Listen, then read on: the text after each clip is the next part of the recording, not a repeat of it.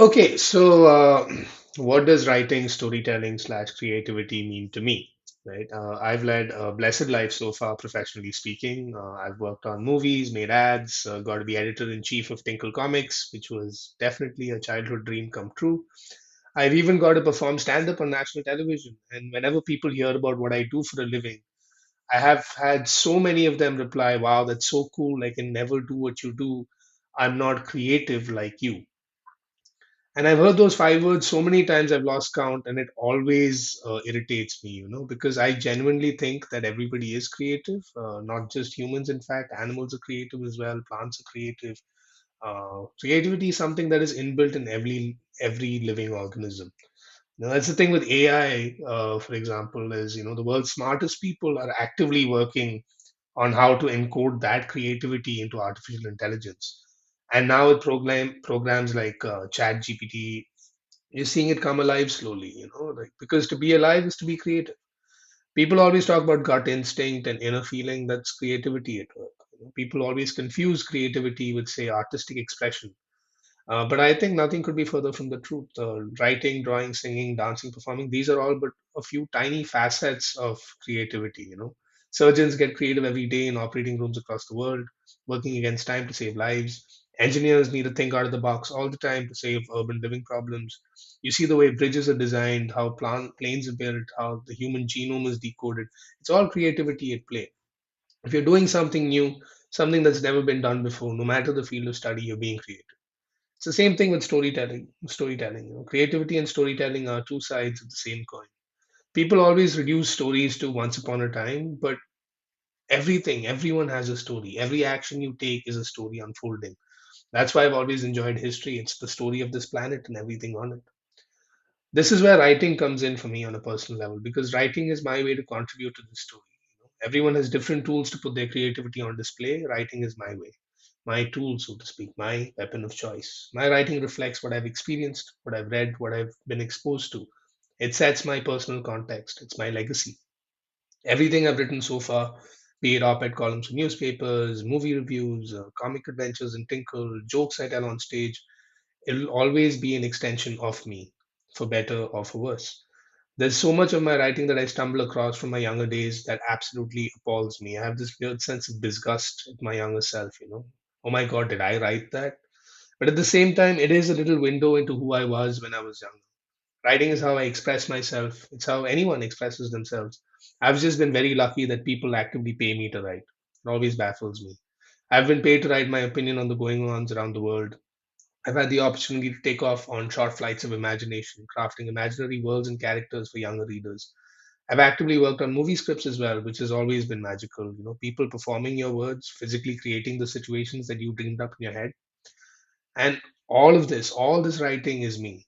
So if you want to get to know me, just read what I write. So in short, stop saying you're not creative. Everyone is creative. Am I creative because I write? No. I'm creative just like you, therefore I write.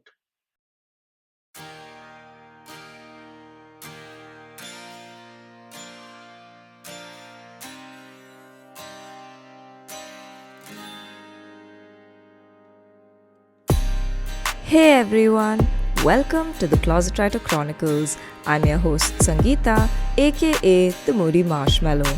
You just heard our guest for today, Kuriakose Vaisian. Kuriakose is a writer, content creator, and stand up comic. He has also worked as a journalist, assistant director, a walking tour guide, editor in chief at Tinkle Comics, and many other roles. Tune in to hear about his eclectic career choices and the experiences he's had. Hi everyone, welcome back to the Closet Writer Chronicles. This week I have with me Kuriakose Vaishan. Welcome to the show, Kuriakose. It's so nice to have you here. Thank you so much for having me. It's a pleasure to be here. So, the first thing I want to ask you is what is your earliest memory of being creative and when did you start writing? All right. So, earliest memory of me being creative. So I remember I was, I think, in third standard or fourth standard, and there was an exercise in English class where we had to write a play, right? Hmm. and I was really into sci-fi and like that sort of aliens and traveling to space and being an astronaut and like normal boyhood dreams, so to speak. And I loved like animation and cartoons and all of that. So I would like grow up on a very healthy diet of like all sorts of animated content. So I actively wrote a play about like this uh, time travel machine, basically. Like so, Okay. yeah. And it turns out like so I had like a crazy twist also at the end where the time travel machine actually was not traveling back in time, but it was traveling to another planet. Oh, Of course, much later in life, I realized this is basically the plot from Planet of the Apes, but in reverse, right? okay. And I was like, yes, of course, great minds think alike. But you can't like admit that you've been like inspired, especially at that age. But it was really cool because I remember writing this thing out, and there were like six, seven of us. Like, so we were split into groups in class. And that was, I think, the first time I actively directed something in my life as a play. And we had props, and we had like costumes, and we performed this in like one part of the school library, like for our classmates in other sections. So that was a lot of fun, and I really enjoyed the process of like writing and creating this sort of world with characters that I've made up. And it was, I mean, everyone seemed to really enjoy it, and my teachers are also like very encouraging. They were like, "Oh, this is very good. You should keep doing this," and so on.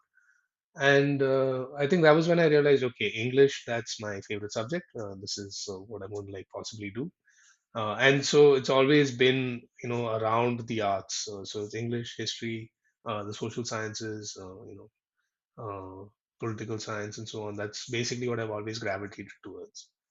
But yeah, I've always liked making up stories in my head Okay. and like play acting. So even as a kid, I remember like my mom would take me to like a playground nearby, and I had like a tiny cycle, and I would pretend I was in one of those Bollywood movies and I'm the hero and I have to Oh, like go wow. fight off the villains, and I just cycle like a mad person, like like 20, 30 times around this ground. But like while I'm cycling, there's like entire plot lines like stumbling along, like like in my head.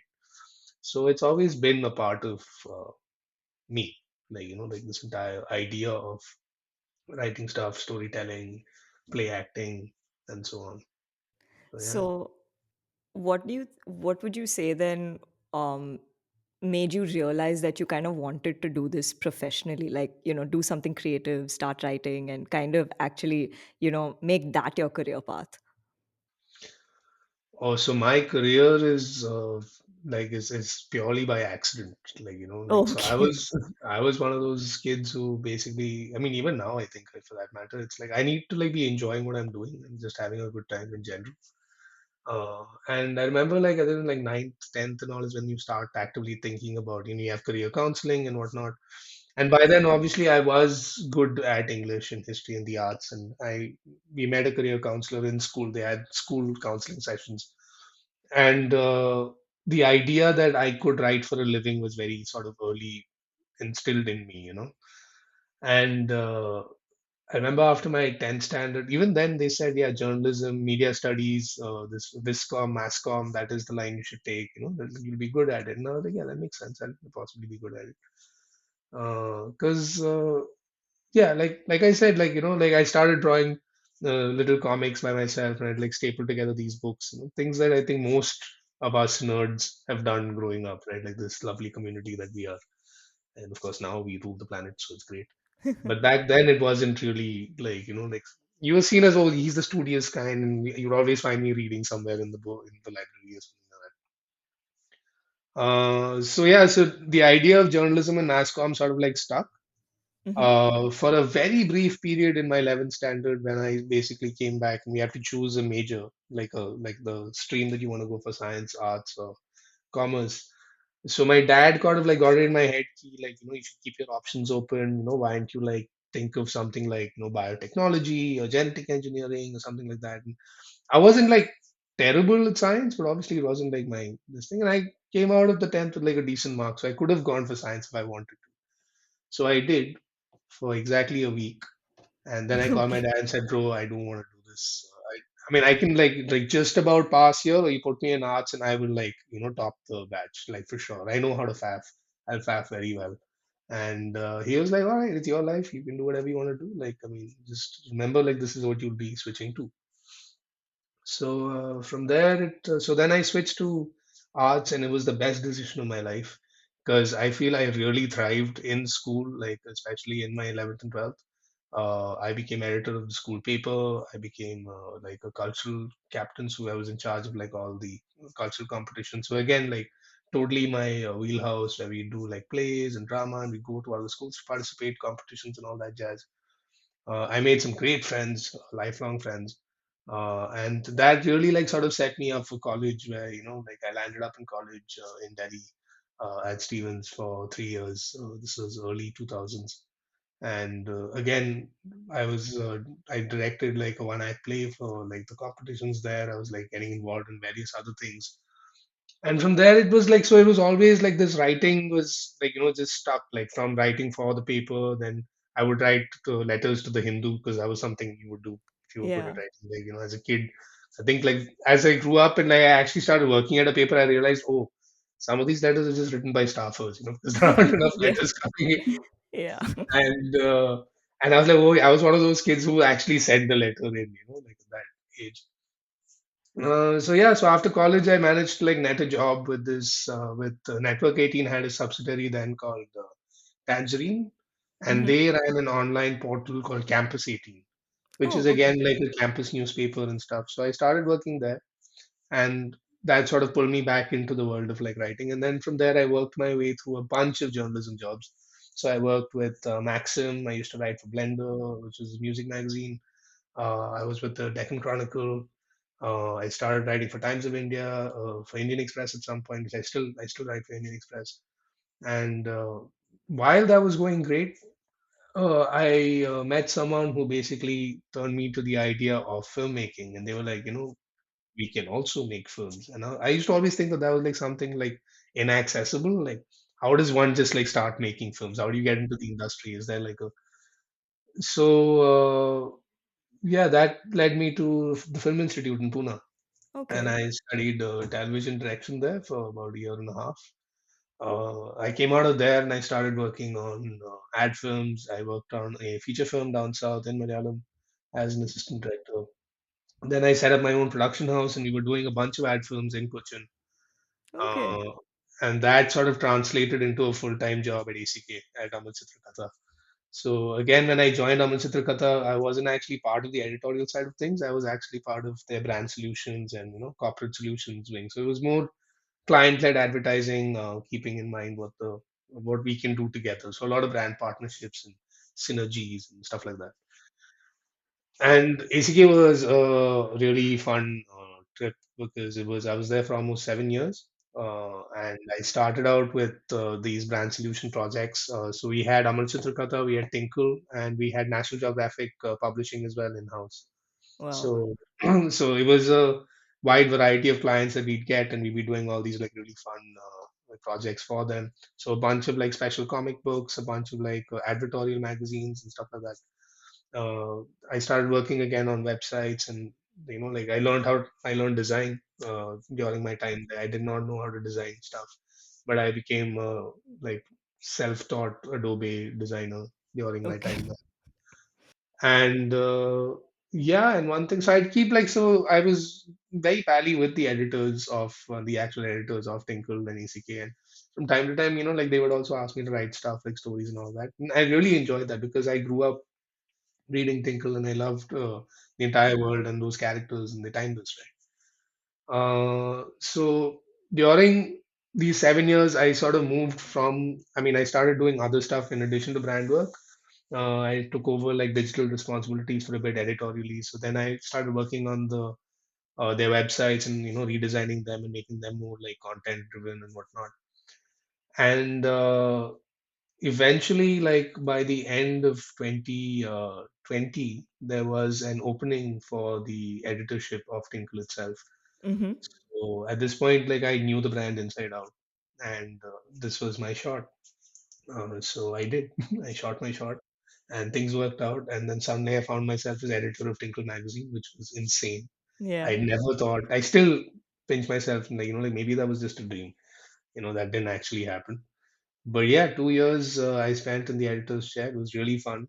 We It was a fun time. Also, it's a challenging time because we were going through COVID at the time. Yeah. The brand was sort of repositioning itself. We went online. It was all digital because we couldn't actively physically deliver copies. So it was about how do you like sort of like keep up with that, because the online world is much more demanding. You need content every day. Yeah. So we went from a monthly magazine to a weekly magazine. We had special content that only came out on the Tinkle app.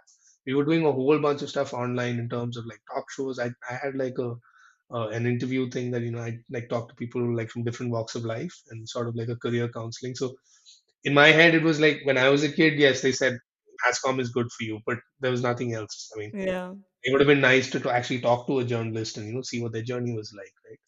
So yeah, so we did this really fun show where I would talk to random people from different walks of life. So I had puppeteer pop up. I've spoken to Abish Mathew Oh about like wow. what it means to be like a comic. Like Neil Ghosh who runs the Robin Hood Army. So even it was really fun and like really fun things that we were doing to make it more interactive, more 360 degree. Like it's not just a comic book anymore. Like the magazine like extends in so many different myriad ways, and you have to do it all online because nobody's meeting in person and whatnot. Yeah.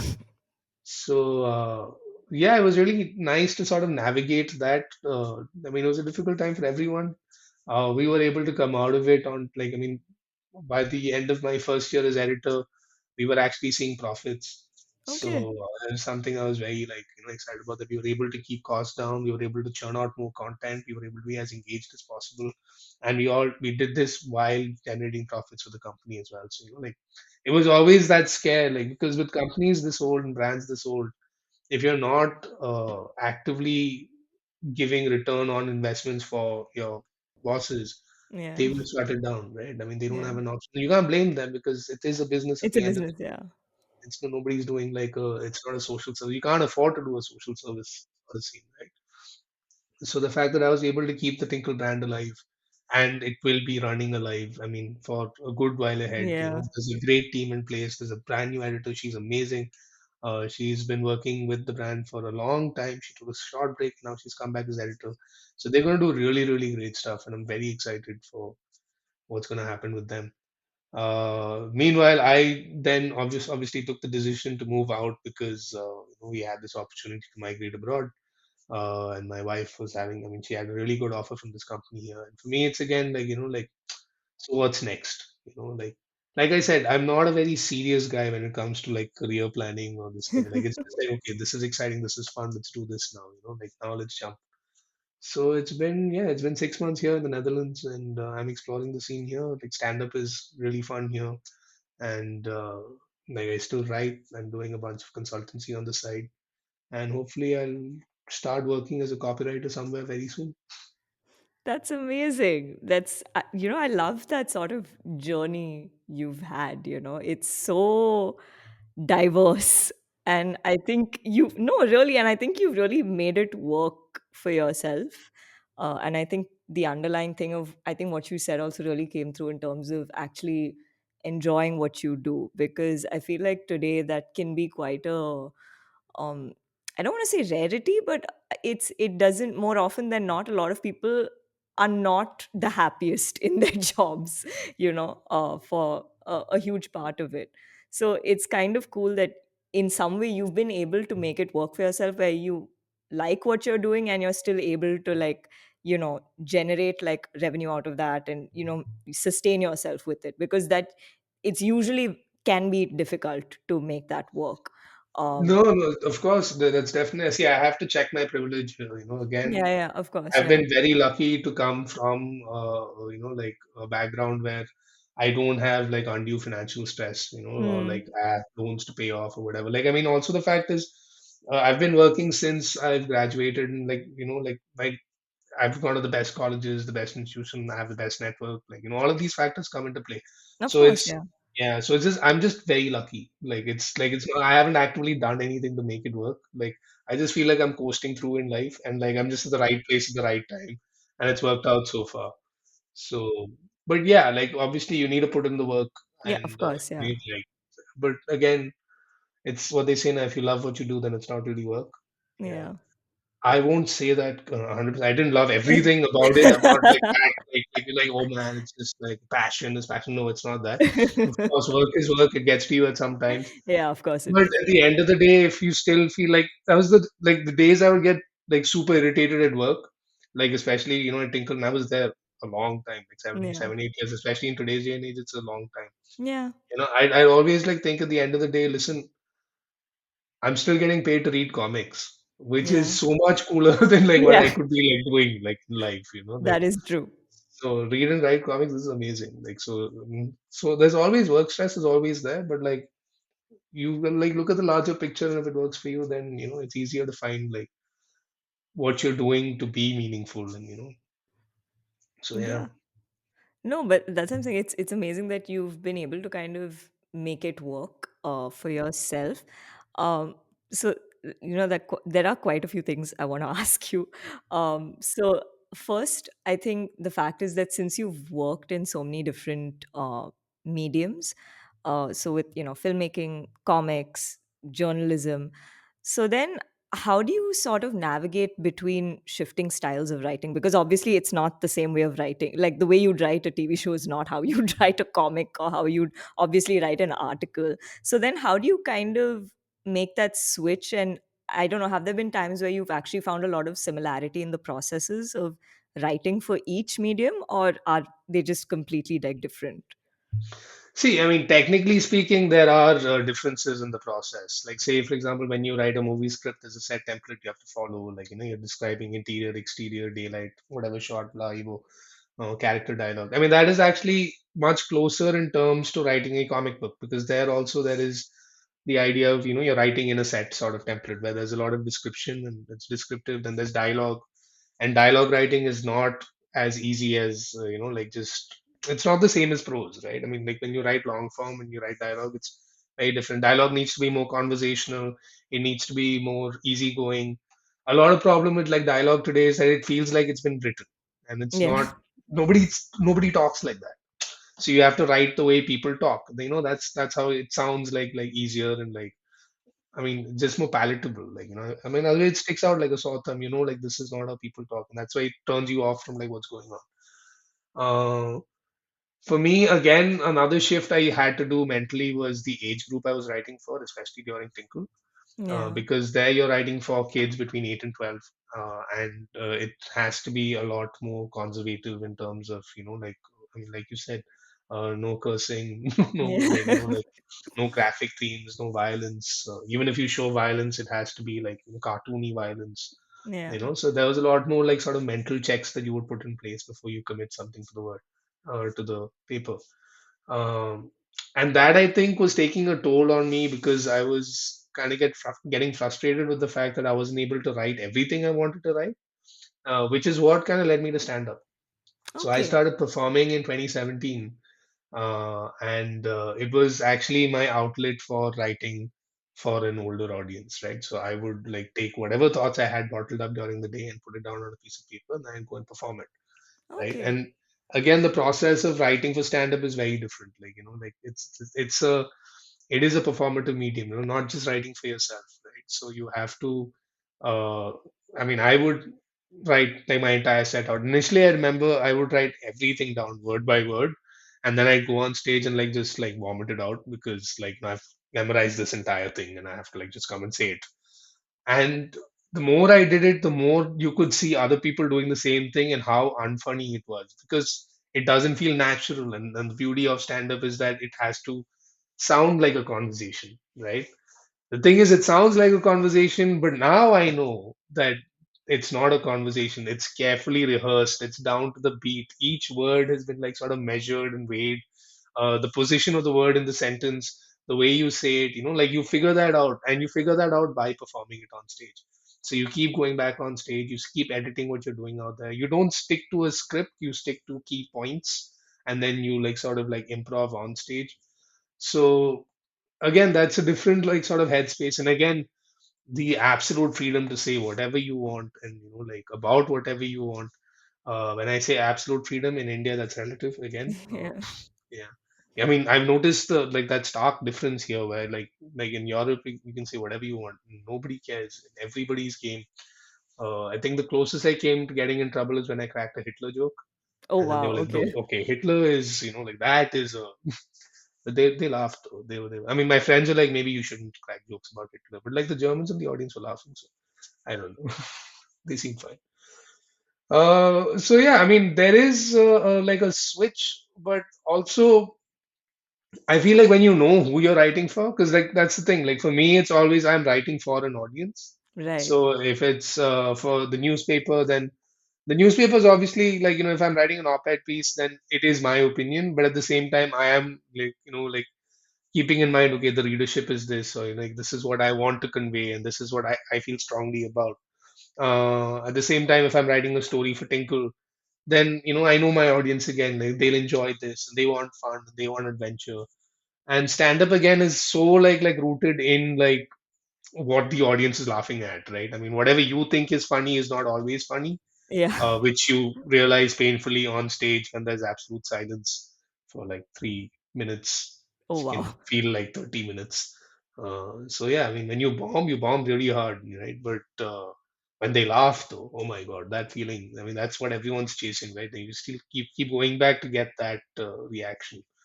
So yeah, I mean, if you keep in mind who the audience is, it's very easy to make that switch. Hmm. Yeah, No, that's actually a really nice way of looking at it, of actually, kind of looking at who are you actually catering the piece for. yeah. Which is interesting when you even mentioned it for like an opinion piece, for like an op-ed, because it is essentially, it's what you personally do possibly feel about something, but at the same time, you know that it's going to be read by a These certain many section people, of people. yeah. Yeah. So you can't just shoot your mouth, right? I mean, whatever you're saying, you have to be prepared to back it up. Like it's not the Yeah. internet, right? I mean, it is Yeah. being published on the internet, but it's still. I mean, I would like to say like, yes, I wrote that and I stand by it. Like I don't want to be like, well, I just said whatever because I'm having a bad day or whatever. No, that's not how it works. But again, like it's like if you're like writing your like a blog or a diary, then your audience is you. Yeah. So like again, so that always informs you always have an audience. Like, the idea that even when you're writing for yourself, there is an audience, like it's not like there isn't. Like so I think like that automatically sort of defines the way you write and makes it easier to like figure out what you want to write, what you want to say. Yeah, no, for sure. And since you brought up stand up, that is, of course, one of the things I did want to talk to you about is how did you really get into it? Because I know you mentioned that it was kind of like an outlet, because when you were working at Tinkle, you kind of needed a space where you could put out everything else that was like going on in your head or whatever, or just, kind of like an outlet for other thoughts. So how did you really, get into stand up? And, when did you decide that, okay, I want to give this a shot and like, go on stage and see how it is? So I remember the first time I went on, this was at the Habitat in Khar in Mumbai. And I think Kunal Kamra was hosting, Okay. and he was really funny. And he was able to get like the audience to like really respond to whatever he was saying and doing on stage. And for me, I've always liked like like being the center of attention that way, like on stage where you have the entire audience like in rapture. And then I've had that experience like a few times in school and college when you perform like in a play, or you act, or you do whatever.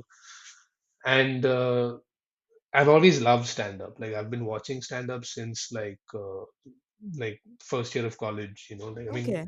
yeah. So like from like like I think everyone in India, like a big gateway guy was Russell Peters. And then Mm. with Russell Peters I sort of discovered like everybody else. So I started watching a lot of Chris Rock, a lot of Eddie Murphy.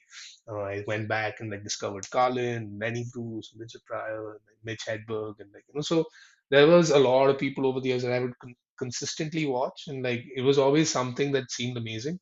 Mhm. But again, just like filmmaking, I didn't think that I could do it. Like Okay. they don't tell you, okay, this is where you sign up. And I mean, now I realize they do tell you this is where you sign up, this is what you do. Unless you actively go looking for these things, like it doesn't just pop up on your radar. Okay, maybe I'll do it. Like so. It was literally like one night I was really frustrated with work. Now, like maybe I should find another job, and I started like looking like at like LinkedIn and whatnot. And then I came across this thing that said open mic, and I was like, "What is an open mic?" Oh, I know what an open mic is. I didn't know they did this in the city. So Me and my wife decided, okay, let's go check it out. And so we went, and I was like, okay, I can do what these guys are doing, because an open mic is also, it's very raw, and like like there are a lot of people who are first timers, done it a couple of times. Everyone's jokes don't land. Some people's do. So you see the good and the bad of it, right? And you're like, okay, maybe I can try doing this and it'll be fun. And if I'm funny, then that's something to chase, right? So after that, I landed up at the Habitat, and the Habitat was called the Tuning Fork back then, and they had an open mic every Tuesday, and people would come from all across Bombay. They had like 20 spots, and there would be like 50 people like vying for a spot. So there'd be this long line outside, just signing up, signing up. So people who didn't get spots basically ended up becoming your audience. Oh, So there was like a captive audience also, and the Habitat always had um, like the big names from like Stand Up Today in India, like they would be performing there and like hosting and whatnot. So I did my first one, and it didn't go terribly. I wasn't like, now I look at it and I'm like, oh my God, it was so bad. I was just waffling, like like repeating the same thing over and over again. I didn't have like a punchline per se. It was just a funny story that people politely smile at. But I walked off stage that day thinking, "Fuck, I killed it." I was so funny, dude. Like it was so good, and I wasn't. But and see, I can say that now confidently that I wasn't, because I got better, okay. and then I realized, okay, this is good, or this is good. And even now I'm like, okay, now I'm okay. Like, I still haven't, like, I need like that, like that 1 hour tight where I'm like getting a laugh like every, so I'm at about like 15 minutes now, and I've been doing this like what, 5 years. Okay. So yeah, so it's gonna take a while. But also I feel like, because like a huge motivator for me to keep going back on stage was the fact that this wasn't my day job, right? Mm. So I wasn't doing it out of like the fact that oh, I have deadlines to meet, or I have to like make this much money of comedy, or I have to like sign these many corporate shows, or get these many views on YouTube. Like none of that mattered for me. It was just going on stage, saying my piece, getting people to laugh, and when they laughed, it was like such a rush, you know. Mm. And yeah, and that, like I was able to like sort of build that. I just made it more and more. Like a part of my life, right? So like I knew like every Tuesday they would have like the open mic at Tuning Fork. So I'd go there, and I diligently went there for I think almost 4 months. Every week I was there doing this. And as I did it more and more, and my set kept getting better, I threw out a bunch of jokes, I added a bunch of jokes. Other comics also, other producers, like, they started like, at some point, I guess they started noticing what I was doing, or they had seen me perform, or they had performed on the same show as me. So then I started getting calls to like other mics, and like then slowly, steadily, I sort of made my way into produce shows, and I started hosting gigs. And before I knew it, I was part of the scene. Like like suddenly, like I knew all of these guys, and I would hang with them. Like like we'd perform together, and yeah, I was doing well enough to get like longer spots. You start out with 4 minutes. That's basically the Bombay standard. Is 4 minutes is what you get. Okay. And by the time I left Bombay in 20, I mean, last year, early last year, so I was doing like half an hour from the 4 minutes. So like me and another friend, we had like a special where we were doing half an hour each. And so that's the journey essentially, like from 4 minutes to 30 minutes on stage, where like 4 minutes where I was terrible, half an hour where I'm still terrible, but like slightly more confident in my terribleness. But yeah, so yeah, I mean, I don't know, that's basically how I got into it full time. I think at some point also the fact that like I made it onto Comedy Central, Yeah, you and did that a was, show. yeah, I did a show, and that was I mean, so all these things are huge confidence boosters, no? Like I mean, it says, okay, you're doing something right, okay, because we're very insecure people, comedians. That's why we do this. No, we go like up, get up on stage, and like like brave that, oh, nobody's gonna laugh. It's super insecurity. We just want validation. That's like comics. All we're all about just validation. Validate my sense of humor. Validate my jokes. Make me feel good about myself as a person. You know, and so every little thing is like a sort of like step in that direction. Like so when producers are like, okay, you're good. Why don't you come and do this?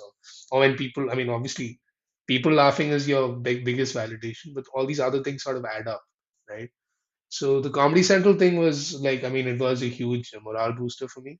Mm-hmm. and it was a fun experience, and I had great time with like my fellow comics on that show. They were really great bunch of people. But of course, like once that ended, it was supposed to be like 2020 was the year that I really capitalized on that, and we all know what happened in 2020.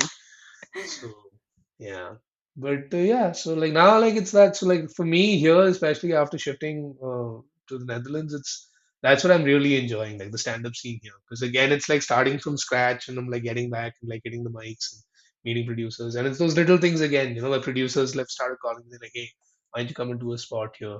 And the difference, the biggest difference I think between Europe and India is like, "Yeah, come, we'll pay you." I was like, "What? Wow. People get paid for this shit?" Yeah. Like, yeah. So Oh, yeah, yeah. that's Unpaid pretty good. labor is a long-standing story in India. Yeah, in India it's hobby है ना, तू hobby It- करना, hobby yeah. अच्छी बात है, सबको होना चाहिए hobby. Oh my God. But Unpaid no, internship, yes. oh yeah, no, in That's India, like definitely, if you go there is money to be made in comedy. It's not that there isn't. Like we're doing, so there are a lot of my like fellow comics who do corporate shows, and they get regular, like they're regular on the corporate circuit, and like, mm, and for me, it was never a priority. Like I said, because it wasn't my day job. I didn't need to like depend on comedy to like make my bread and butter. And the entire point for me doing comedy is so that I get to say what I want to say, how I want to say it. Again, if I have to go to corporate and there are a bunch of rules and regulations, HR will tell you can do this, you can't do that. And I'm mm. like, no, this is what I didn't want to, you know. But yeah, now that I'm here and I'm like sort of like coasting, like again, corporate shows, best. Anybody has corporate shows, please reach out. Oh, okay, cool. Happily If given. yeah, so this is a call for Yeah. if you're looking Any for a money, stand-up yeah. comic, Yeah. just reach out to Kuriakose. Yep. I'll put his social media details in the description. Perfect. Just reach Anything. out. Birthdays, marriages, divorces, death days, funerals, I'll perform at all of them. It's great. Stand-up comic right here on the scene emerging. But yeah, no. But then, okay, do you have a process for writing comedy or like a routine basically? Since you've been doing this for 5 years now. Now, obviously, you will kind of need content or basically something to work with, right, before going on stage. So how do you kind of then come up with, what you're going to say, the process of refining it? So what is your, like, do you have a routine that, okay, every day for this much time I'm going to sit and like actually like write and work on stand up comedy before like going and performing, or I'll perform this many times a week? So what is it like for you? I wish I was that disciplined in life. Uh, I mean, I always think, yeah, like I should start like setting aside like 1 hour a day just to write. And it's not just stand up, no, like I mean, I'm still working on my movie script. That's been in the works for 10 years now. And I've written maybe like 3 pages, you know. But it's stand up is a little different. Like I still do write out my entire bit. So I have like, what do you say, a hit of inspiration from somewhere. Or, like this new thing I'm writing right now is about signatures and how it's difficult to like sign. Like Oh, especially okay. for me, like I can never sign the same sign twice. Oh, Yeah. I mean, because my first, I mean, I have a very one complicated name and I want to be artistic about it. And obviously, like it becomes weird. And now, like, I think I have somewhat of a signature that sort of matches every time. But I had to update my signature at the bank and I signed that signature like 12 years ago. So it's completely like I've never seen that sign before. I've never signed this. And I went to the bank, and then at one point, I was literally sitting with like four bank employees, and they're all showing me how to sign my own sign. They're like, "This is how you do it," wow. yeah, you take this turn here and you do this. And like I was like, "Bro, this is a bit, right?" So I came home and I wrote out this entire bit about like how I can't sign the same sign. Then while you're writing, there are stupid jokes that pop in your head. This is why I can never quit my job because I can't re-sign. You know, and yeah, see, this is a joke I'll have to throw out because it's terrible, right? But so you write everything. You write every single tag, every single like throwaway joke that you can think of, and then I will take it on stage and I will like spit it out, verbal diarrhea, verbatim, and see what sticks. It's like literally you take like a giant bucket of jokes and then throw it at a wall and like see what sticks, and then whatever sticks you go back home with, and you work that up, and whatever doesn't you throw out because that's where it belongs, right?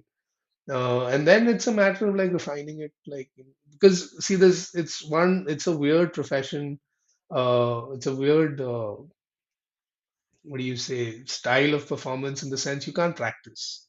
You can't like Okay. you see you can practice singing at home and you can Yeah. practice playing an instrument and you can't practice stand up at home because Oh stand yeah. up only works if you have an audience, right?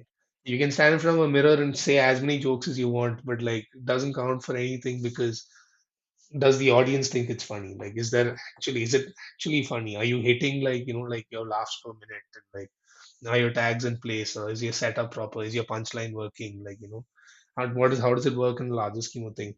And you'll only know this like once you go up on stage. So the only way to do that is you go up on stage as many times as you can, right? And here, like, it's not again just because you want to go up on stage doesn't mean you're going to get to go up on stage, right? Yeah. So like it depends on the producer, it depends on the show, the capacity, the time of the day, like if an audience shows up. So that's the other side of that is the hustle where you're basically getting in touch with producers, you're signing up for spots left, right, and center. You try to be out and about as much as possible, and you sort of balance that with the rest of your life. Like, so it's a two-way thing. So it's the writing is just one small chunk of stand-up. You write, sure. Then you need a place to perform it. Then you go up and perform it. Then hopefully something sticks. Then you think, okay, then you record whatever you're saying so you can hear it back later. Then you come home, you're like, okay, I'll take this out, I'll put this in. Then you rewrite it, and then you're like, okay, I need another place to perform this. And then again you go up. So it's that cycle till you finally have it distills down to like a bit, that's tight. Mm. And then okay, this, I'm gonna get laugh here, laugh here, laugh here. And this works consistently, So yeah, it is a process of like refining and refinement, consistent refinement. Uh, yeah, No, but it's definitely. fun. Yeah, it's fun though when it pays off. Like, and you have an audience that's on the same wavelength and they're laughing at everything you're saying. Best feeling on the planet. Yeah, like I mean, So, drugs don't make you feel as good. oh my So God.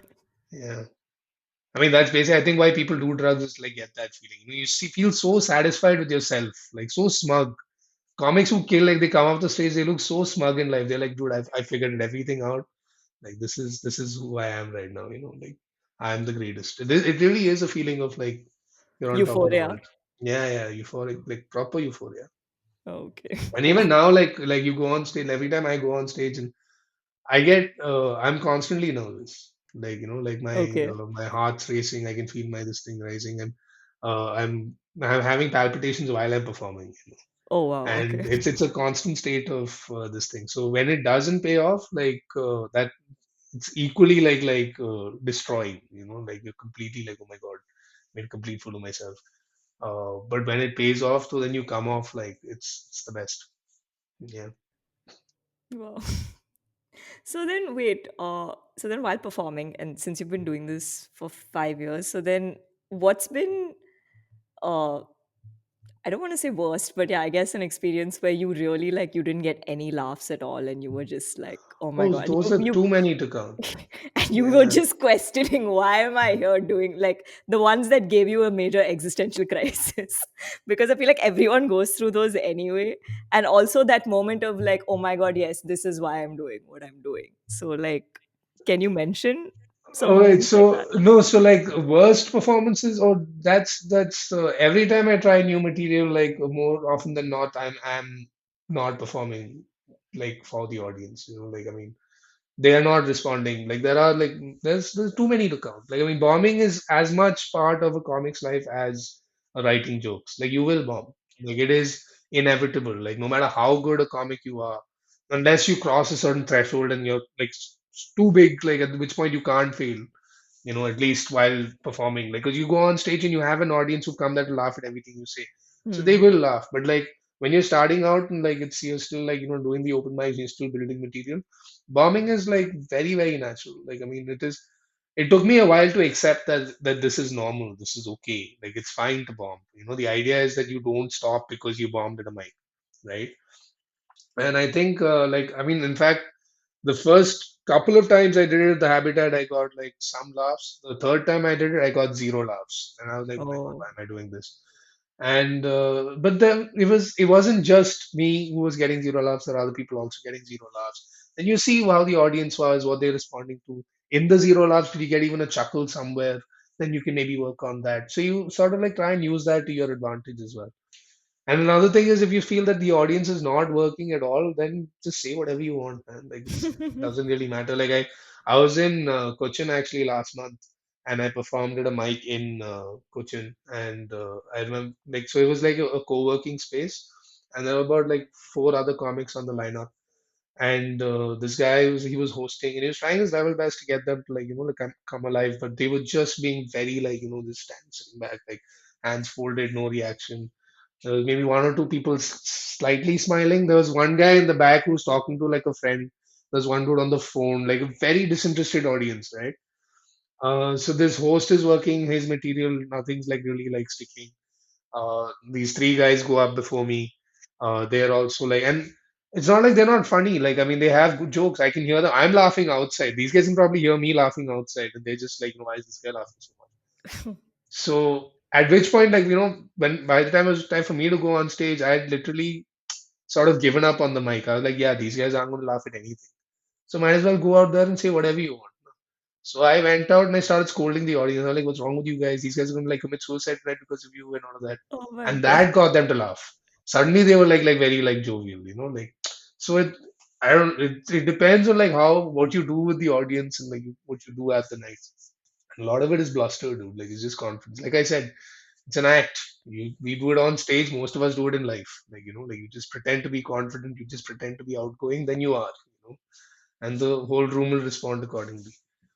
So yeah, but like times I felt like really really good about doing this. I remember in Kerala again. I was opening for Naveen Richards, Okay. and yeah, so he was performing in Cochin, and there was an audience of about 300 people. And it's a smallish audience, especially like comedy standards. But by Cochin, it's a decent crowd, right? And it was the first time my parents and my in-laws came out to see me do stand-up, like in Okay. person, because they've been Oh seeing wow. me, they've been hearing about me about doing stand-up and whatnot. And oh, I killed that show. I did so well. Like, I felt so good about myself getting off stage because everyone was like they understood exactly like everything that I was talking about. They were right there. And yeah, like after the show, I was getting a bunch of people come up. I had like old classmates, like like who were in the audience. I didn't know that they were in the audience, and they were like, "Dude, you were so funny. We didn't even realize you were performing today." And I was like, "Yeah, okay, this feels good." And my parents and in-laws were also like, "Okay, maybe let him keep doing comedy. It's fine." Like evidently there is an audience for him. Oh my God. Because like my like the kind of stuff that I want to like crack jokes wise, it's not gonna fly with like a certain generation. Because like so then how do you justify like what you're doing like on stage? And then, now I can tell them, you see, I have my own audience for this, like, who get me, who get what I'm saying, who enjoy what I'm saying. So it's fine. You guys don't. I can't make everyone laugh. I think that's another thing I sort of like accepted very early on is that you can't please everyone, and that's okay. You don't have to. Like you have your audience, you will find your audience, which I think is very similar to writing also. Like like it's very subjective, right? Like what you would Yeah. find funny or what you would find a good book or an interesting book. It doesn't necessarily have to be the same for everyone. Like there are a lot of people out there who love Chetan Bhagat.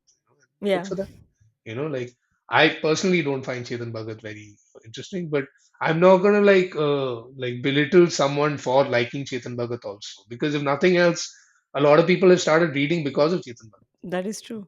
So, and it's sad and unfortunate, but true. So so yeah, I mean, like that's the thing. So you can't really. I mean, it's like art is very subjective, dude. Like, there's a lot of stuff that I don't get. That doesn't mean it's not good or bad. Like who am I to judge?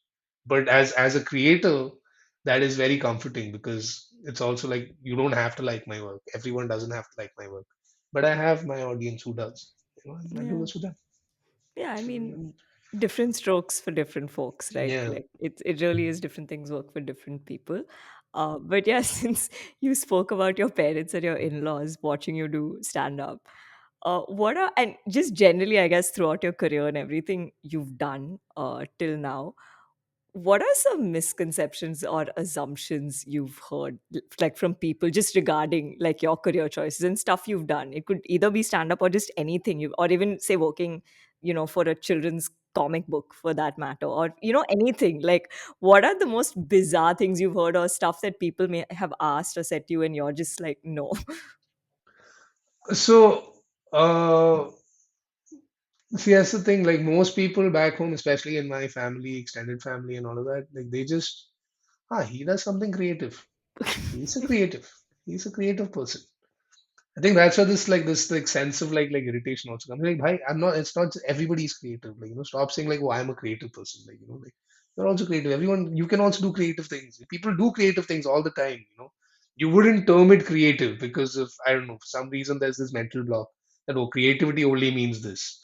You know, but like for my mother right now, she was asking me, what do I tell? So right now in Amsterdam, I'm like, I mean, I do stand up. I also do walking tours of Amsterdam. Like, so that's something I took up on the side. So I take a bunch of like stranger white people around, mostly white people. Wow. Yeah, and I tell them about the history of the city and stuff like that. And which is actually, I majored in history in college. And this is the first Yeah, time in 20 years I've actually used that degree. that's So amazing. yeah, so it's really fun. But again, my mom's like, so what do I tell people that you do? I'm just telling everyone you're a journalist.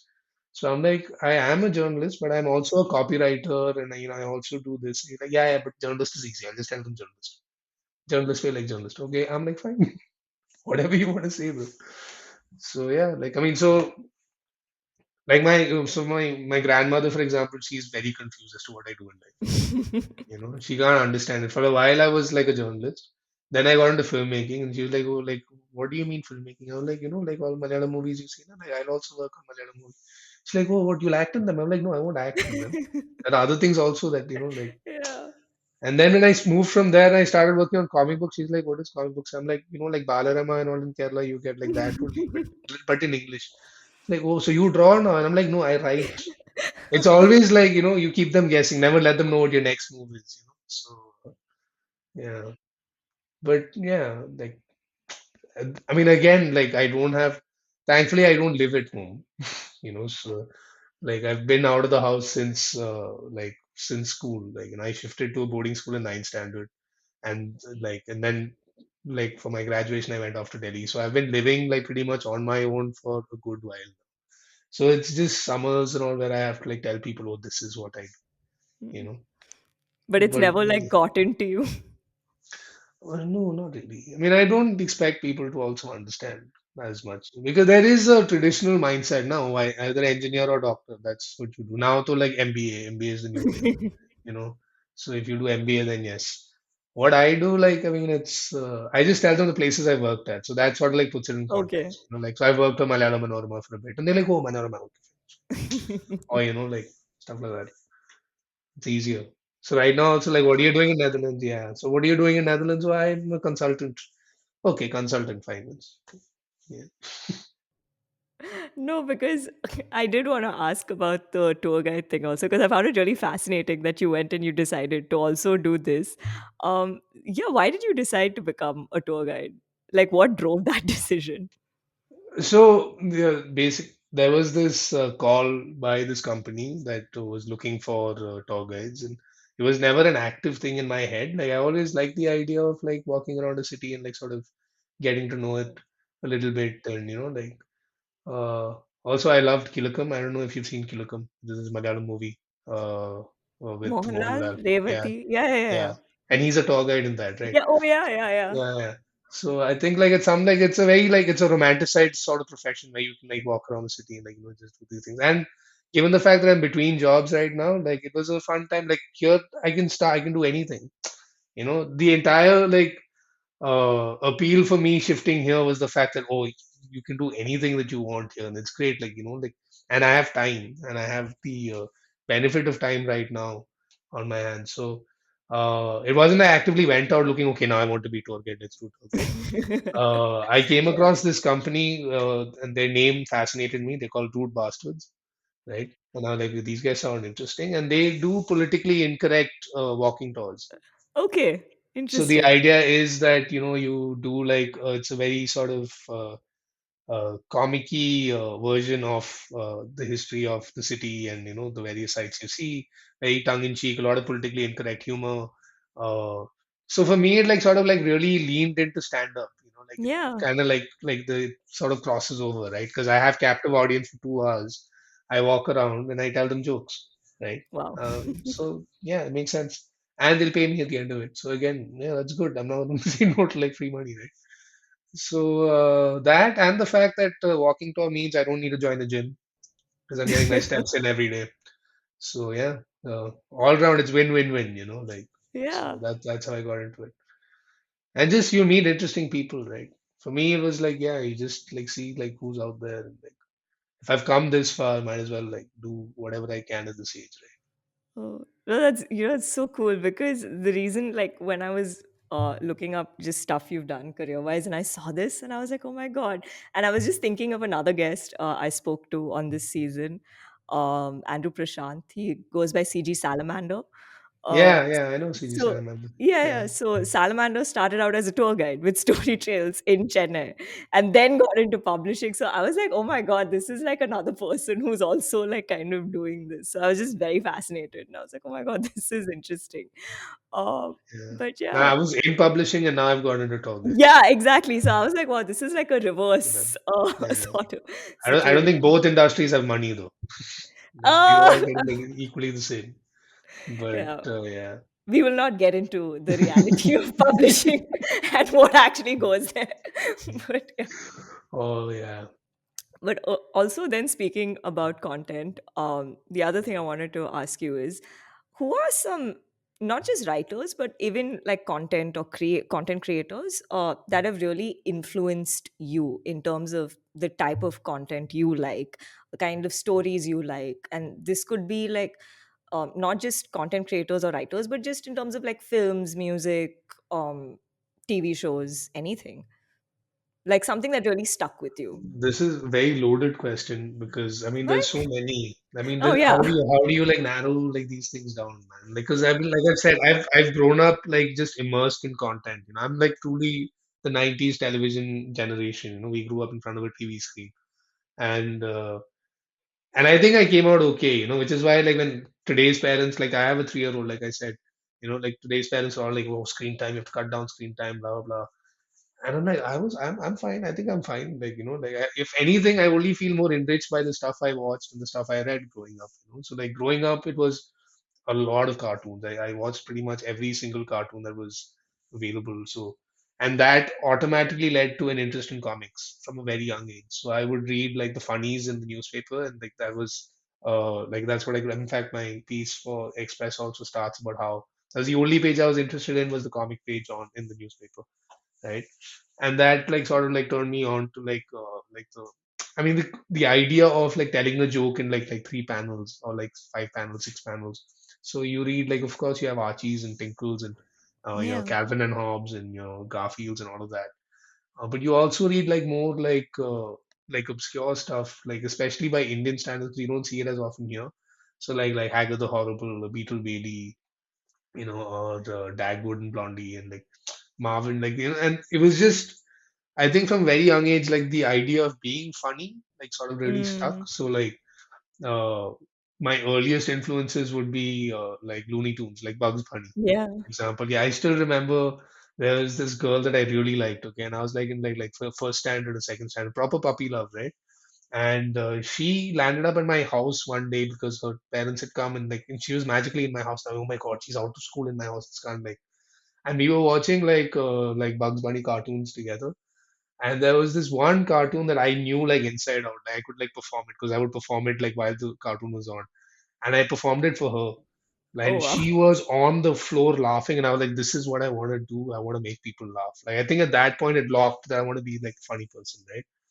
But I was also very nerdy. So like I didn't have like, there are like those, I wasn't like the class clown, at least till like 11th standard. Like, till then I was still very academic, but like in my heart of heart, I knew this is who I wanted to be, right? Mm, That like I mean, of course, there was that side of it, and then the entire superhero genre. So like I mean, your Spider-Mans and your Batmans, and I got majorly into that during college, where I started discovering guys like like Alan Moore Frank Miller, and reading those sort of graphic novels. Also, you read Sin City for the first time, or Watchmen for the first time, and I mean, along the way, of course, there was another entire set of like just children's literature. So your Enid Blytons, and so your Famous Fives and Secret Sevens. So then you grew up a little bit and you start reading J.K. Rowling, and then you start reading C.S. Lewis and or even Tolkien, which like blew my mind when I read Lord of the Rings for the first time.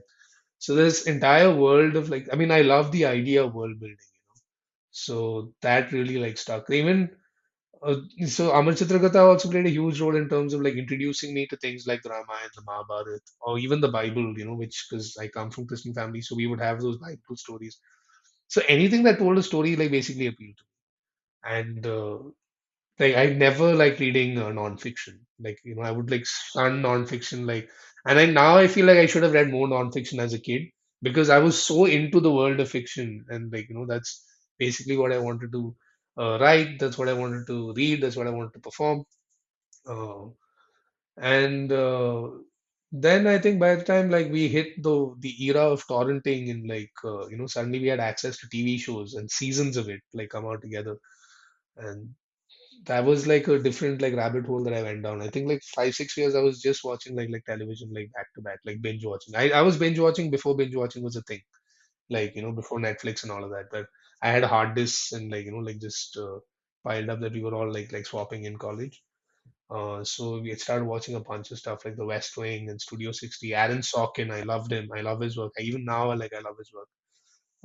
And then you watch the greats, right? Even when it comes to movies, you watch your Scorsese's and your Coppolas, and FTI was amazing that way because the amount of cinema that you are exposed to, people you've never heard of, and then you go watch it and you're like, wow, this guy's how do they even think like that? Like, where does this come from?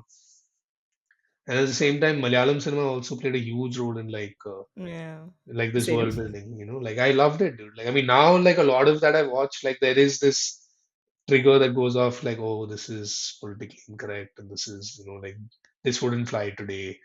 But the humor I've always Yeah. found like their humor is other level humor. Yeah, that's Like the true. way they do wordplay and the way they react, like, and some guys like you have actors like Siddiq and Jagdish and all Yeah. who just like Innocent. Yeah. innocent Jagdi and all like this so funny. Like the comic time is impeccable. Like they were like I feel like Jagdi and all like really missed out on the age of like social media because like That's true. he would have been like I would follow his Twitter account Yeah. like like But even Srinivasan and like Mukesh and so yeah, they're all yeah, like she was like, amazing. Yeah. so there was a certain, I mean, so the writing was so rich, and then you look back and you see that the Malayalam movie industry was one where directors and script writers were given as much significance and importance as the actors themselves. Like so Yeah, for Srinivasan sure. like pops up, or you have like your an Ivy Shashi, or you have Priyadarshan, for example. Yeah. Or Siddiq Lal, like how they Mm. so they're writing and directing, they're doing the dialogues, and it's like it's a different like sort and because again you have this very strong what do you say the Kalabhavan school and Yeah. like the Yeah. influx of like a talent from there. So people who've done stage shows, comedy skits, mimicry. This is the background of so many of them, like Jairam and Yeah. so Dilip also for that matter. I mean, I used to love Dilip's films, and Oh, he's and of course. hilarious. He's He entertaining. he's really entertaining, and his original run of movies is so good. And now, obviously, I can't watch anything that has Dilip in it because he's cancelled. In my head, I've cancelled him, right? And it's really sad. Like it's that it goes back to separating the art from the artist and all of that jazz. But it's difficult to watch him now, And I feel that like I've just missed out like on because he was hugely talented. Like his comic timing is impeccable. Yeah. But yeah, so I mean, so yeah, wide, huge variety of like influences.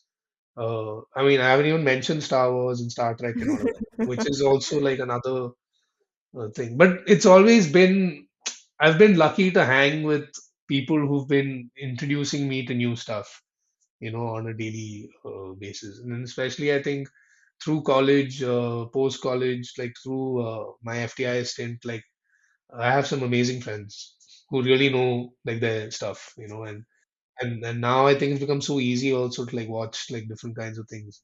Yeah. Uh, Nowadays, I'm really fascinated by like Korean dramas and like how they're able to build like I mean, it's amazing. They do one season with 16 episodes, but that 16 episodes like they're basically a very finessed version of Bollywood, is what Yeah, I feel, true. because they True. have everything. They have drama, they have action, they have intrigue, they have betrayal, and each episode is like an hour. They issue 16 movies. It's 1.5 hours long. Each movie, each episode is an hour and a half. That's a movie. 16 movies, and like Marvel's like, oh, we've just done like Phase 4. I'm like, dude, Korea did that like years ago. What's wrong with you guys? Why are you guys getting so excited? Yeah, no, for sure. No, because it's always I love asking this question to all my guests to just I see like hate hearing that question because suddenly it's like, oh my God, top five now. Like, how do you like? You can't. Like, there's so many that I haven't mentioned. I possibly I even know. remember. Now tomorrow when I'm having a shower, I'll be like, yeah, I should have mentioned that also. Forgot to talk about this person also. Like, but yeah, But no, it's just that no, because it's interesting to hear from like different people because like different things will also like stick with you, right? Like you kind of also sometimes realize, oh, there's actually a certain type of story that's sticking to me, or like, there's something that I'm really resonating with, and that's been a constant throughout whatever it is I'm consuming, even, as a that's true, reader or definitely. whatever. Even now, So like for example, growing up, like there wasn't like the idea of watching an English TV show was, I didn't like serious stuff because as a kid, I mean, it was always comedy. I wanted the sitcom, right? So I remember one of the first sitcoms I saw actively was Fresh Prince of Bel-Air, right? okay. Yeah, and that sort of led to an interest in rap. So for a lot of people, like rap is like they start with Tupac and Biggie. I'm that idiot kid who started with Will Smith, because he's clean image family man. Obviously he wasn't slapping people on stage at that point in time, right? And I was like, oh, Will Smith. And then like from Will Smith, I was like, oh, dude, like this is a really cool like sort of genre. And then I discovered Eminem, right? So it's a very like sort of seamless jump. But and I mean, and like so, Fresh Prince was like a sitcom like sort of that I was really into, and then Full House, and then there was Small Wonder, there was Wonder Yeah. Years, and as I grew up, I kept seeking out like that sort of content. So I started watching all sitcoms, everything on Z English. It was Z English, it wasn't Z Cafe then, it was Z English. And like they used to have like a nice run. They had Caroline in the City, and they had Will and Grace, and I was watching only that till I think I saw The Wire, and I was like in college, and I was like, bro, drama is where it's at, like then my like sort of interest. So it's a very organic sort of like, okay, then you discover new stuff, and then like 10 years later you're watching Breaking Bad, being like, dude, this is it. This is the epitome of like what television should be for everyone, like it doesn't get better than this. Yeah. And Or then they make the Stranger Mad Things. Stranger Things, yeah. Like that's the thing. So they keep doing something. So it was Breaking Bad, then Stranger Things happened, and we binged that. Me and my wife binged that in a night. We came home from work 10 o'clock. By 6 o'clock in the morning, we're done. We're like, bro, Oh my that was God. totally worth it. And then now, like, I mean, for example, what Star Wars is doing with their television shows is amazing. Like, The Mandalorian is really good. Andor was mind blowing. Like, like again, how do they do this? I'm always in awe of like content creators. How do they do this? Like, and stand up also, like I mentioned earlier, it was like like Chris Rock was someone I really like ironically Will Smith and Chris Rock in the same breath. Yeah. And other guys like there was this guy called Louis Black, who I saw a lot when I was younger. He's this very snarky, very angry guy. He looks like he's about to have a heart attack on stage every single time he's Oh performing. my God. But very very funny guy, like super nasty. And I sort of discovered, oh, I like dark humor. Like I'm into this. Ah, Like okay. so that's what like so even like so I don't know if some people ask like, so who are comics you try to like emulate when you're on stage and all of that. And I've realized that I don't want to emulate anyone, but like these are people I enjoy watching. Like Yeah.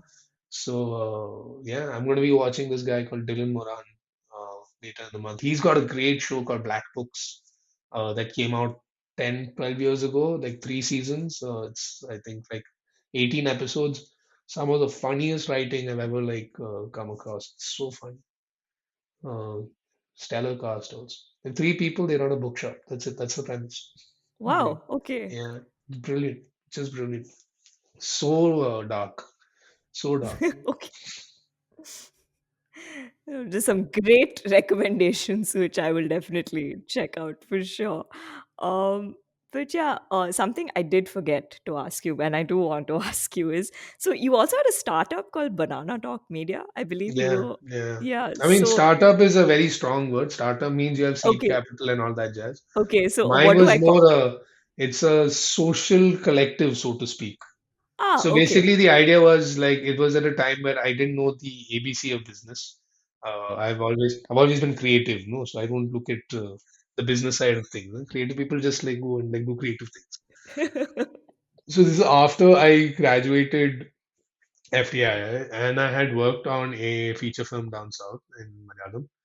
And so after that, I was basically sitting waiting for work, and me and a friend were writing a movie script together again for Malayalam project.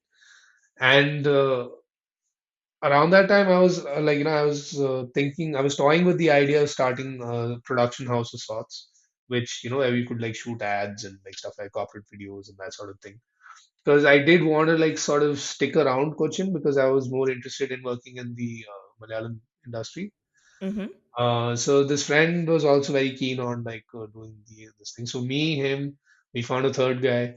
The three of us basically set up this thing, and over the next few months, we got like three more people in. So it was just six of us, six, seven of us actually, and very socialist sort of like a utopian setup. We'll go field for a project, whatever comes in, we'll split like on a ratio base, depending on like what work you've done, and that's how the company like will run. And then I realized, no, no, you need running capital. There is a P&L at the end of the month that you need to maintain, and then the overheads, which don't really like, like there are technicalities. You can't just run a business like this, like I mean, there's still like you have to pay rent and you have to do these Yeah. things. So I mean, we weren't doing too badly though. Like we were coasting by. We worked on about like 9 to 10 projects for a Nice. variety of clients. Yeah. And one of my last clients was actually ACK. So they were looking at for design work for some line of merchandise that they wanted doing. So I got in touch with them for that.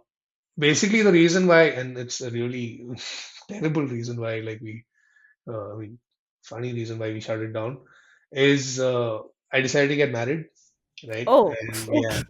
so my wife, she was based in Bangalore at the time, and she's like the more productive of us both. She's a data analyst, so Okay. nice, good, solid, like money making job that is not like creative wishy washy, like when the aaj hoga kal nahi hoga, you don't know what's happening. But so she's a data analyst, and she was working in Bangalore, and the idea was either I shift operations to Bangalore with Banana Talk. But I honestly wasn't. I mean, I had spent like a year and a half doing it, so I knew what it would take. Like in Cochin, there was always like I could cut down on other expenses because I was staying at home, and there wasn't as much. Bangalore means you need to start shelling out actual cash.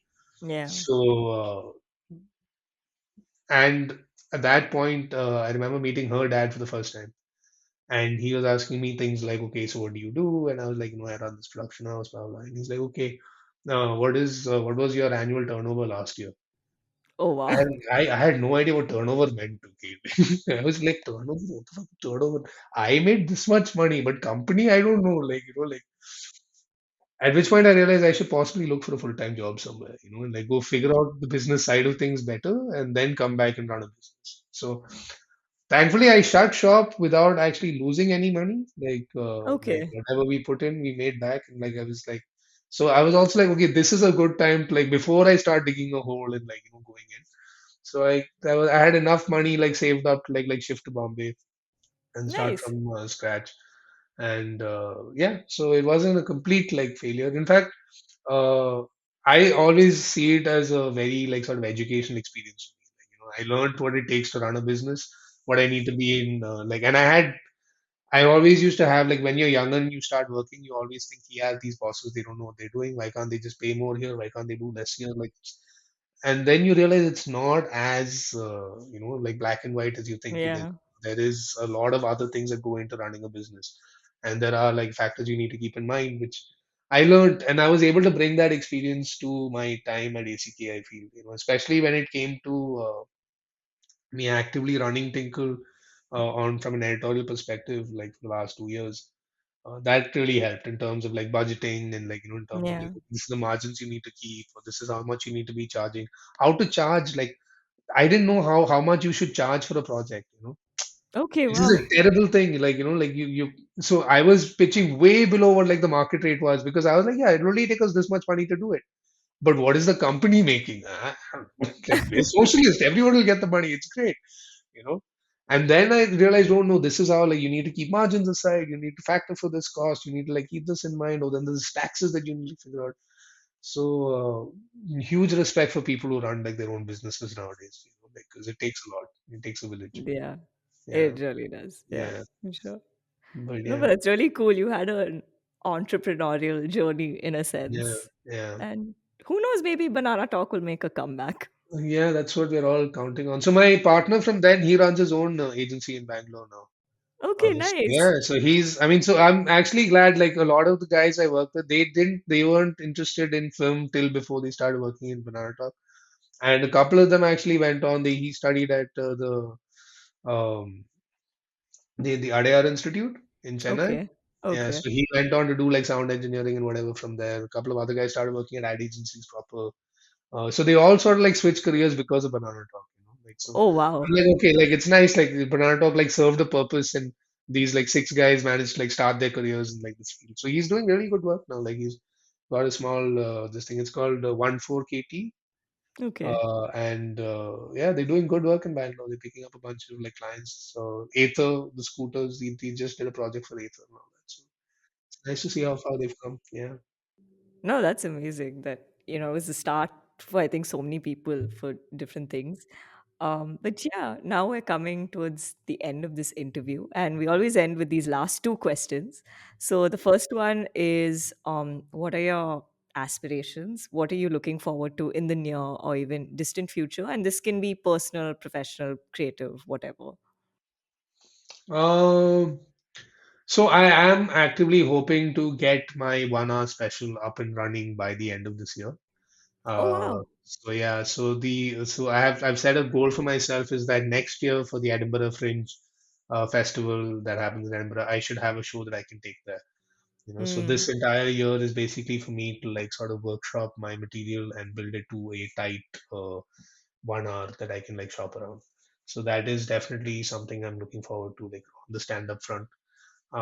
Professionally, I hope to land a job, a real job, very soon because stand-up is great and the freelance thing is great, and but I think I've been spoilt by my time with Tinkle and ACK where I got that, that monthly paycheck. And again, because of my time at Banana Talk, I'm very wary of being without that monthly paycheck now, because that was a hand to mouth time. Uh, so yeah, I'm hoping to like sort of restart my career a little bit. I want to switch to the world of advertising because that's something that's always fascinated me, and I've never actually worked in a traditional advertising agency. I've okay. done advertising work, like in the sense I've shot ads, I've done brand videos, and I've worked on a bunch of branded projects, but never at an actual agency. So I really want to like sort of see if I can do that and like that'll be a fun route to take and like make interesting campaigns that resonate on like like a global because you're Yeah.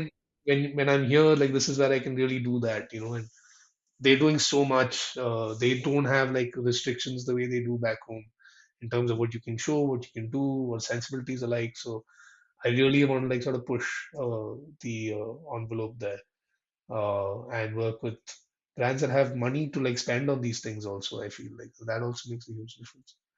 So yeah, but otherwise, we're settling in. Like I mean, like it's like I'm actually like starting out all over again. I'm in a really fun phase of my life, where I'm like in this new country and like everything's from scratch. So it's a little worrying, but also I've realized, like I'm able to like again, very lucky guy. I'm so blessed. I always have nothing but gratitude for like my circumstances in life. Yeah. Like even without like a job or anything, I still have enough money coming in, doing like random things for random people. So hopefully, like I'll settle in nicely here. My daughter will grow up to be a well-adjusted human being. And these are the aspirations I have. I hope she adjusts to life here. For her, it's like I mean, she's 3, so like she's gonna start going to school very soon and all of that. So yeah. Yeah. Oh, that's amazing. And touch wood for all that and hopefully more to come. And finally, what is a piece of advice or learning you'd like to share? Again, this can be personal, professional, but basically something you've sort of experienced for yourself in life and wish more people were aware of. So yeah, one like I mean, so this exactly the fact that that if there is something that excites you, like on like what do you say, artistic level or a creative level, like say for me it was like filmmaking and stand up, right? And I've always regretted that I didn't know I could do these things earlier. Ah, Like I could have gone to like New York Film Academy and like studied film, like in my bachelor's rather than. And would I swap it out for what I did? I don't think so, because again, I had such a fun time where I went to college eventually, and I wouldn't have those friends I do today. So there's nothing that like I would want to change in my life. But at the same time, if there's something that excites you and you feel like you can do it, but you don't know where to start, just Google it. You will find places where to start and do it. Like don't put that off for like later. Like for me again, like I do want to like get my Malayalam movie out there one day, and that's currently right at the back of like my things to do. But I will do it, like but yeah. I have so many other things also that I want to do like in the middle. But yeah, like don't put it off. Like you can watch a little less Netflix. I mean, like a very personal. I watch way too much TV. So I'm not. So I'm like, I know I'm actively trying to curtail screen time. Like my daughter shouldn't watch, so I also won't watch. I'll work in that time. So I'm using her as an excuse to get me to like get my life straight. Wow. So most parents I think do. So yeah. And on that note, we've now come to the end of this interview. Thank you so much for being on Kuriakose. It was lovely talking to you. Yeah, no, thank you so much for having me. This was really fun. Again, I don't think I'm qualified enough to be a part of these things, but okay, if you feel it was worth your time, then Thank you. So that was my conversation with Kuriakose Vaishan. That was a really fascinating conversation and life story to hear. Closing this episode with an article written and narrated by Kuriakose. I hope you enjoyed the show, and I'll see you next week with a new guest and a new chronicle to share. Talk soon! okay. So this is a piece I wrote for the Indian Express, and it came out on the 1st of March, if I'm not mistaken. And it was against the backdrop of the Dilbert comic strip author, Mr. Scott Adams, and this racist tirade that he went on on his YouTube podcast show. Yeah, so this piece is called "Will the Real Dilbert Please Stand Up?" When I was a kid, the only page that appealed to me in the newspaper was the comics page. I would devour strip after strip, from Dennis the Menace to Haggard the Horrible, Garfield to Beetle Bailey. While the majority of syndicated strips could be easily understood by an 8-year-old like myself at the time, there was one strip that went right over my head. It took me almost another 8 years to finally understand Dilbert and his utterly dysfunctional workplace. Dripping with corporate ennui and workplace cynicism, Dilbert became relatable content max when I started working in my early 20s. The series had every single office caricature you could imagine: the underqualified, overpaid, borderline evil boss man, that sycophantic coworker who appears hardworking yet hardly works, those idea guys from marketing with lots of faff and little follow through. Dilbert's creator Scott Adams literally painted a picture, three to be exact, on a weekly basis that every person who had worked a 9 to 5 gig could identify with. I used to assume that Adams identified with Dilbert himself, the almost singularly sane, if slightly hapless voice of reason in an anti labor hellhole of an office. But at some point over the last decade or so, it seems Adams started metamorphosing into Dilbert's pointy head boss, who has little regard for racial and gender sensitivity. His most recent escapade saw him label a group of POC survey respondents as a hate group because they did not agree with or couldn't decide if it was okay to be white. On the face of it, that might seem like an alarming stance to take as a respondent. After all, being white in itself should not be considered problematic. However, what Adams might not have realized is that the slogan itself, "It's okay to be white," has become a rallying cry for white supremacists and neo Nazi groups in the United States. Of course, we can always give Adams the leeway that this was meant not as a pure truth, but more as a joke. Admittedly, if it was a joke, it was a terrible one. Not only did the joke not land, it horribly mangled its maker's career in the process.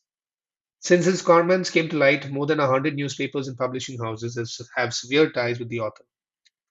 In fact, Adams himself has said that most of my income will be gone by next week and that my reputation for the rest of my life is destroyed. However, this isn't the first time Adams has come out with rather bizarre opinions about race and gender. From comparing women asking for pay parity to bratty children demanding candy, to identifying as black because I like to be on the winning team, it's evident that Adams does feel he is persecuted against as a white cis male in today's modern world. He has claimed the Dilbert animated series was cancelled by UPN because they wanted more gender diverse content, and there were two other corporate jobs he lost out on because of his skin color. In one of his more recent strips, a black employee is perturbed because he is recommended for a promotion just because he is a person of color. Of course, said black employee throws his integrity out the window when the promotion comes with a massive pay hike. Then there's Adam's problem with wokeness, evident in another Dilbert strip, where employees are informed performance reviews now have a wokeness meter, and questioning it leads to a deduction in your wokeness score. The irony that Adams is complaining about being discriminated against for being white in America is hard to miss. After all, this is the same country where George Floyd was killed by an on duty police officer in broad daylight in front of a host of eyewitnesses. In lots of ways, race is to the US the way caste is to India. Some are afraid they might lose out on career and educational opportunities because of caste based reservations. At the same time, in another part of the country, a young Dalit boy is beaten to death for touching a drinking water pot. Becoming more woke isn't a bad thing. If anything, it makes us less ignorant. And ignorance can be dangerous. You end up sitting on someone's neck and killing them, or beating little children to death. So, Mr. Adams, in summation, is it okay to be white in today's world? I don't know. Is it easier to be white? Unfortunately, it is, yes.